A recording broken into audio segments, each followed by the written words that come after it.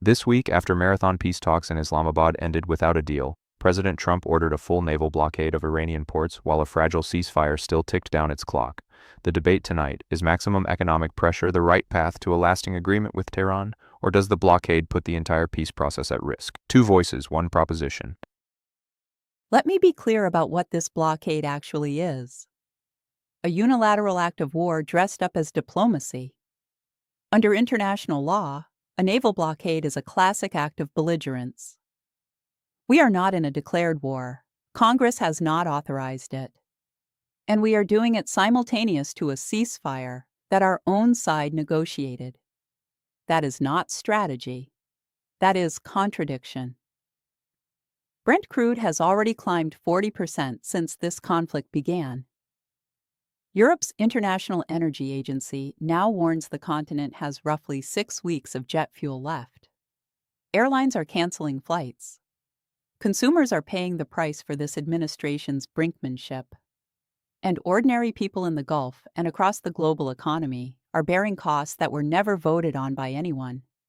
Now, I know the other side will say the blockade is working, that Iran is feeling economic pain. Sure, Iran is also using covert offshore networks to move tens of millions of barrels around us, rebuilding its missile bases during the ceasefire, and hardening its domestic political position. You do not squeeze a government into flexibility by giving its hardliners a rallying cause. You squeeze them by giving moderates a credible off-ramp. This blockade slams that door shut.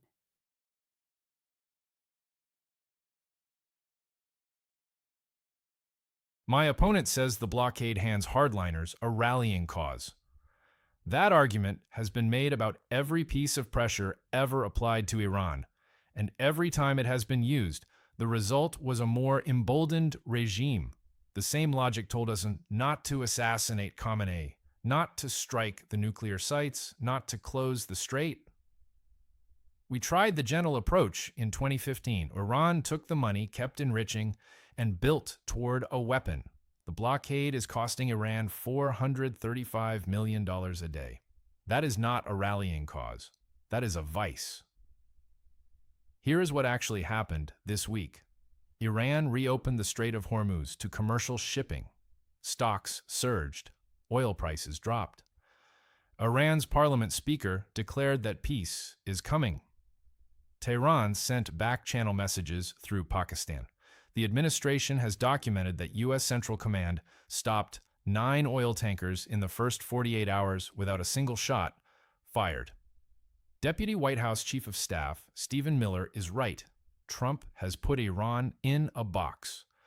Whether Tehran negotiates or refuses, the United States wins. We either get a verifiable, permanent deal that ends Iran's nuclear program, or we sustain maximum economic pressure until the regime has no good options left. This is not recklessness. This is leverage.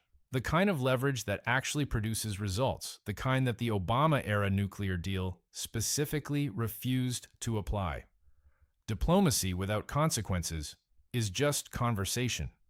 The blockade gives our diplomacy teeth, and Tehran is already responding. Iran reopened the strait, yes. And Trump kept the blockade anyway. He said it stays until the transaction is 100% complete. So the goalposts moved the moment Iran gave ground. That is not a win-win posture. That is an invitation for the entire deal to collapse the moment Iran decides humiliation is too high a price. And with the ceasefire expiring April 22nd, we are one miscalculation away from a war that has already cost 40% higher oil prices and a global jet fuel shortage. Maximum pressure is not a strategy when you have no exit ramp. One side says the blockade is illegal brinkmanship that closes the diplomatic door. The other says it is precisely the economic vice that is forcing Tehran to move. The ceasefire expires April 22nd. The sharpest disagreement whether maximum pressure creates leverage or just creates a crisis.